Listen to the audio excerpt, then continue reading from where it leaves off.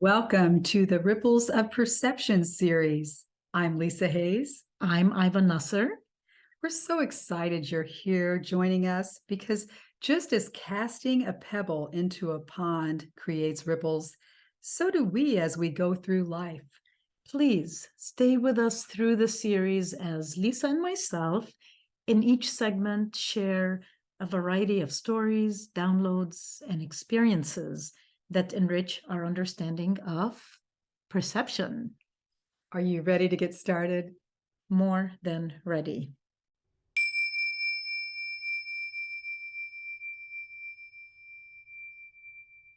Iva, we had quite a bit of discussion leading up to the topic we were going to talk about today, and we zeroed in on this beautiful concept of self-identity and how that plays out through our journey in life. The different identities that we identify with at pivotal moments of our life. Would you like me to talk about a couple of the pivotal moments in my life where I identified with certain things, became immersed in those identities? Of course. And as you well know, Lisa, the foundation of this series, Ripples of Perception, is basically implying that as our perceptions change, so is our experience in life, beginning with self-identity and then how we exist in this world. And in the midst of this inquiry that you and I have had for a number of weeks now, I engaged in an ongoing conversation that started last night with a colleague addressing self-identity and social identity. So I just wanted to note that this is an ongoing conversation in multiple locations. So please share. You've shared many things of your life with me, and you have several clearly pivotal moments that made you a very different person today than you might have been even a few months ago or years ago. So, yes. And I've talked about how I feel like this particular lifetime included past lives. I mean, the lives I've had or the experiences I've had in this lifetime feel like past lives, so that I don't even identify anymore with those identities. Yet, just remembering some of those pivotal moments in my life that immersed me into certain identities, and I don't need to go into any detail with them, but just recalling them and remembering that those were part of my lifetimes and knowing the importance of letting go of identities, because it's a freeing experience to be able to let go of identities that box us into a limited view of perception. mm-hmm. So I just remember, and I know we all have a lifelong journey of experiences. I remember the first time realizing I'm the oldest of five. Oh, yes. What does that mean to be the oldest child of five kids in my family? I'm the oldest. I identify with that. That brings a certain amount of responsibility, right? You know, the culture tells us that the oldest is supposed to set the example. My dad even said, Lisa, you're the oldest, you have to set the example for your siblings. A big responsibility. I remember later in life saying, I don't have to be the oldest anymore. I mean, it wasn't even that long ago. Maybe within the last 10 years, I'm realizing, wait a minute, we're all older now. I don't have to play this role. This burden of feeling like the oldest was huge. I mean, I would imagine, especially in context of so many of the phenomenal and mystical experiences you've had over the years, where you and I have had many conversations, including a few segments in this series, of how relative time and space is, and what is age and what is agelessness. And then you start bringing that experience of identity into that imposed cultural, generational experience that you carried for so many years. So that's the first time I've heard you talk about this as you being the eldest sibling. And so tell me more of where you're at now with it. Now with it, I realize, hey, my sisters and brother, they're capable adults. They're intelligent. They have great lives in and of themselves. They don't need a mother, an older sibling, to be like a mother over them. I mean, I don't have to bear this burden anymore. They can organize things or step up to the plate. I don't have to carry on this maternal hovering or responsibility of the oldest. So that was real freeing. The other huge identity I had, pivotal moment, was when I passed the bar, became a lawyer in Indiana. And all of a sudden, I'm now identified with being an attorney. What does that mean? I remember thinking the day I got sworn in by my dad, who was a state representative, which was another identity, being the daughter of a state representative. Wow, yes. In a political family, thinking, wait a minute, I'm now an attorney. I just got sworn in. And is this how like physicians feel? Of course, they do residencies and things, but I'm now supposed to be able to go out tomorrow and represent a client in full capacity, in a exercising due diligence and representing them in the highest and best good for them. And I don't even know what I'm doing, trial by error kind of thing. So it was a very humbling experience, yet I was totally identified with, I'm a lawyer now. Woo! Wow. And this was a number of years ago when that. Right. Yeah. I was young when I entered into that whole field, and then letting go of that. I don't even think about being a lawyer now. 6 years ago, I let go of that. I didn't let go of the identity completely 6 years ago, left my profession 6 years ago, and I just don't identify with that anymore. So, also, being a mother of two children, I still feel I have that identity, yet it's different today. I'm not raising them. So even that identity has lessened to a greater extent. So all these identities, being married, being a wife, no longer being a wife, that identity has gone away. So I've let go of so many identities. I wonder who's left. And you? So how do you feel about yourself? Who are you? Well, I start to feel the light, the essence, the de-identification of me. Now, the human condition does want to identify. It's just part of the game. And so, I lapse into identifying with my age, let's say, or any life experiences going on right now. However, this whole this whole journey of letting go of these identities, again, the daughter of a politician, the oldest sibling, the lawyer, the wife, I can easily, and the mother of two children, I can easily I start to identify with being a grandmother, which I now have one grandson. He's a year old.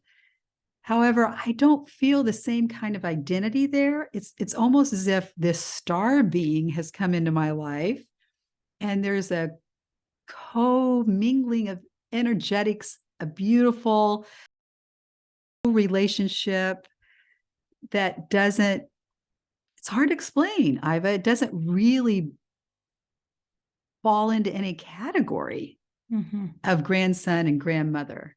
I can relate, well, to a lot of what you're saying within my own storyline, specifically to what you're addressing right now. This happened, oh my goodness, number of years ago, maybe even almost, let's say 20 years ago, where I was already in process of letting go of age and reference to age in the restrictive sense that tends to happen. I hadn't quite reached the point yet at that time that I'm referring to where I really started in my physical world, including calendars and requests to people who usually celebrate my birthday. I hadn't reached that point in letting go of that. What I'm relating to with you now, though, is labels within the construct of family. I remember clearly beginning to question my role as a daughter, as a sister, as the youngest in my with my amongst the three siblings. You know, I'm the youngest. I remember, for example, starting to take each name within the family, brother, sister, mother, father, including me, my name, and just going, for example, with my sister. If I dropped sister and just looked at the name and who that individual is, of course, in my perceived reality, but if I let go of just that imposed relationship, as beautiful as it is, but who is this human being? And then I went through that with my father, with my mother, and I had already just instinctively started sometimes calling mom and dad by their first name, and it would come up usually in just certain specific moments, and almost jokingly, there was a comfort though in it. There was a familiarity that was in my essence that surprised me. And that's what sparred applying the same process with my siblings, for example. And it put me through a period of beautiful reflection for a number of weeks and months, you know, like it was just constantly on the horizon, you know, of my thoughts. So it does change dynamics. And I just love even seeing the energy in your eyes, Lisa, right now. Brings me to tears almost. I'm very touched to like even touch that process with you in what that the beauty of it and the burden of what you carried as the eldest, as the attorney, as the daughter of a politician, as the mother, as the wife. And I just knew you were going to hit on Alistair. Is that okay that I'm naming him? Your grandson? He's my star.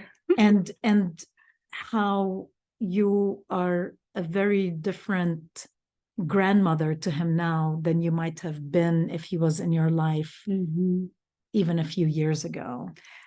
I don't even think of myself as a grandmother. It's so strange, which opens up the ability to let go of this expectation exchange. When we de-identify, I feel, then we are, like you did with your sisters or your sister and your parents, and looked at their essence, there's this letting go of the expectation between those identified roles. So when we let go of the identity, we also let go of the expectation of the roles. And we can now play in a field of less limitations.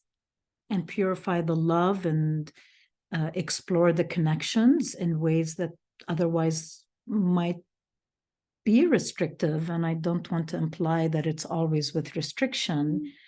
It's a definition, though. A lot of times there's preconceived notions and expectations in what relationships are.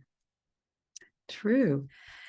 And so this new relationship I have with my new grandson is different than, as you suggested earlier, than it would be had he come into my life earlier. And at the same time, I've entered into different relationships with my two children where I'm more free of the expectations of what a mother is supposed to do or what the mother's role is. I don't feel like the idea of controlling, for example, a mother may have this expectation that they need to control the situation. I have de-identified with that. And I'm in a space now where I'm allowing, observing, and just being there with the highest frequency of compassion I can be. Mm-hmm. Have you noticed a change in their response to you, your children, as you've de-identified that role and kind of come into a new presentation of it? I have. I really have. It doesn't seem to be as rigid, for sure. Their perception of me seems different, and my perception of them seems different in a sense that, again, just as you were talking about with your parents and your sister, you're able to exchange an energetic of their essence rather than playing some kind of role that definitely would have limitations and rigidity and possibly control and manipulation, expectations, all that really caught up in the identity of the role, the identity of the label that we put on ourselves, and the identity that we of the label we put on others. Mm-hmm. My mom pleasantly surprised me not too long ago. It's been, maybe 2 or 3 years ago. I came to her the only time in the number of years that I told you every now and then I would call her Nadia instead of mom. And it would be such an easy, like fluent moment.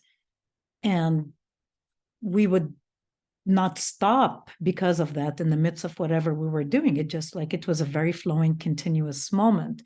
Well, finally, it occurred to me one day, and this happened about 2, 3 years ago, when I said, and here's this woman who, yes, in her own way is progressive and very open and traditional and, just a byproduct of her generation, but also a byproduct of her individuality. And that's part of what attracted her and dad to each other because, they were a good match this way.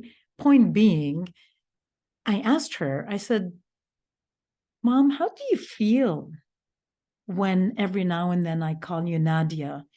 Without missing a beat, she said, liberating. Whoa. It floored me. It floored me Chills. because it matched what my pure intention was in those moments. I didn't have an agenda. It would just be in these moments where she was Nadia, not mom. Oh, I love it. And for her, and I thought, I'll be darned. number of years prior that I had been doing it every now and then, and every now and then it would be in a joking way. I'd come to my dad and I say, "Hey, Nafhat, what are you up to?" And they would just carry on with me, like they never interrupted those moments. And so when she said that, Lisa, and I'm just offering this to you as from a perspective of a daughter to a mother, because I asked you about, your perspective as a mother with your children. And I said, "Really, Mom?" She said, "Yeah, it feels more natural to me." And then, so now, since then, every now and then, almost in a joking way, sometimes in a more serious tone, I remind her when she's in totally mother moment, especially if it's a moment of worry about, which understandable. I'll say, "Hey, Nadia,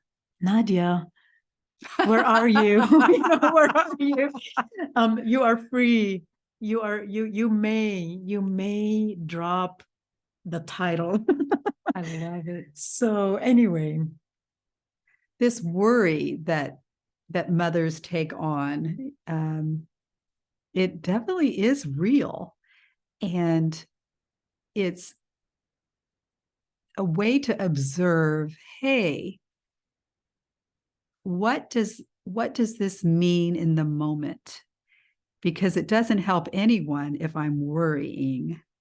So I don't have to be less of a mother if I quit worrying, because in fact, I think I can be a better person to this other person if I let go of this fear of what might happen in the future.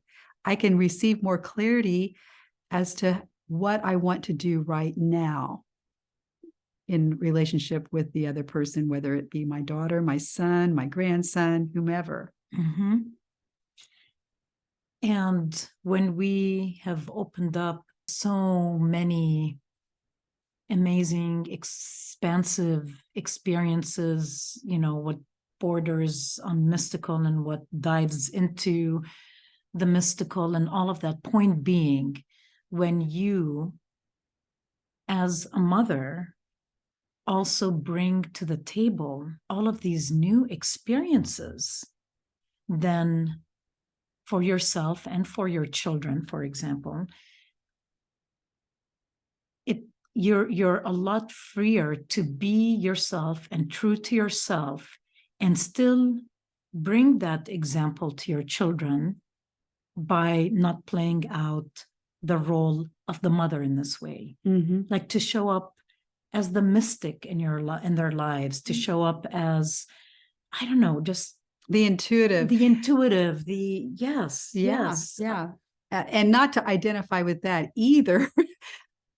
However, to connect with those tools. True. Yes. To help us navigate in our relationships with more ease and grace. So I always observe myself. I don't feel the need to identify with, I'm now metaphysically experienced, or I'm psychic, or I'm this, or I'm that. I just don't feel like there's a need to identify with any of that. Instead, I feel more complete in the wholeness that we all are. You made room for more liberation within yourself, maybe to just be true to your essence and not abide by a construct of what it is to be a mother or a mystic or any of that. Right. However, that's not to say that I don't lapse into the human condition. I recall a recent conversation with my daughter saying, "Hey, I'd like you to sit down with me and give me your undivided attention. I want to hear about what's this particular thing that's happening in your life. I want to hear more details. We can bounce off each other, blah, blah, blah."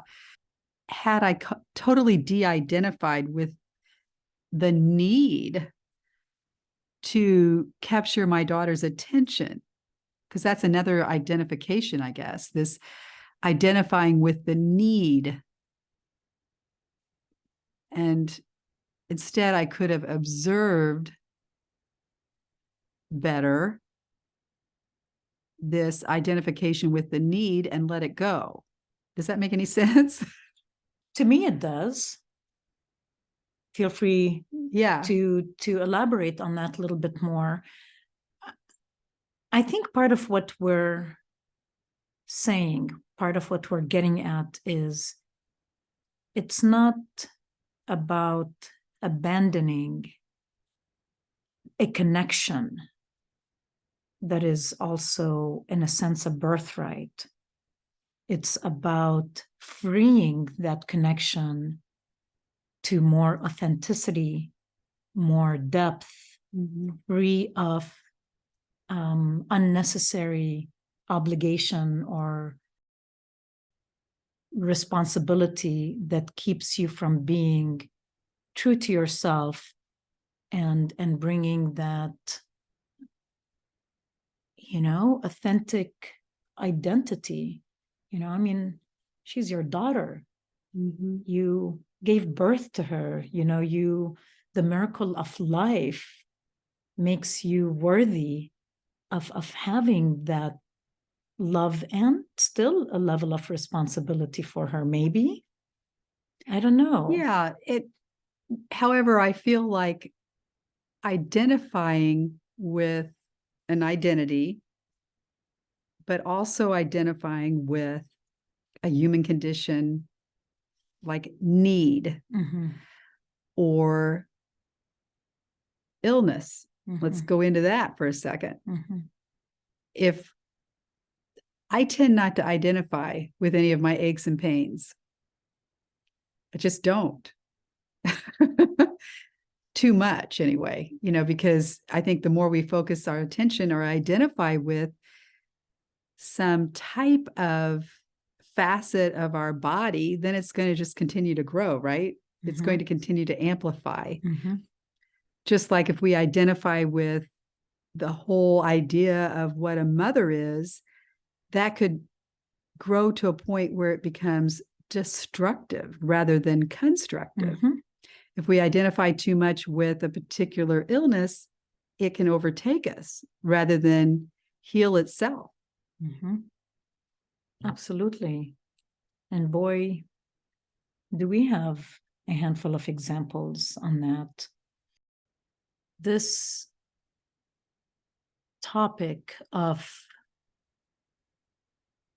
certain turning points in our lives and certain turning points in our consciousness and conscience that become pivotal points in identity that naturally ripples into our experience of our world, first and foremost with our family members and those closest to us.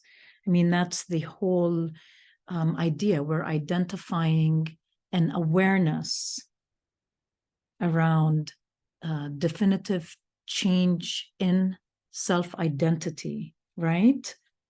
And within our own bodies, within our own well-being, you just highlighted this same notion that if you follow, for example, a more conventional allopathic prescription, we know that there are many prescriptions within that paradigm that are helpful. This is not a final or complete statement on an entire paradigm. However, within it are very restrictive and limiting prescriptions that only see one outcome. And a lot of times it's dismal. It's not a very encouraging. And when you bring to it, when you said you don't identify with most of your aches and pains, what I hear you say is that you see other possible outcomes.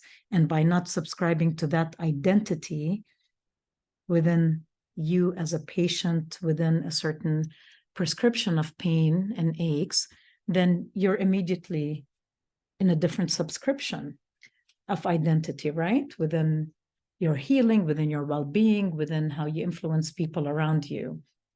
Yes, I feel like I get myself out of the way by letting go of the identity. We get connected with our true essence of perfection. I've got the kitty cat in my arms. She wants to be part of That was this. the funniest. I tried so hard to hold back. We just want the listeners to know we're having fun.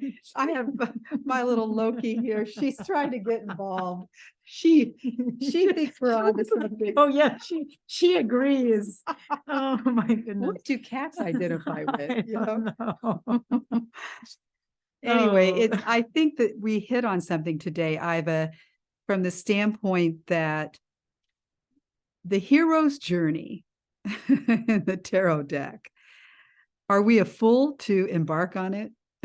You know, we aren't, because the whole idea is at the end of the journey, we have no identity except with the true essence of perfection, the true essence of non-identity, the true, what am I trying to say here?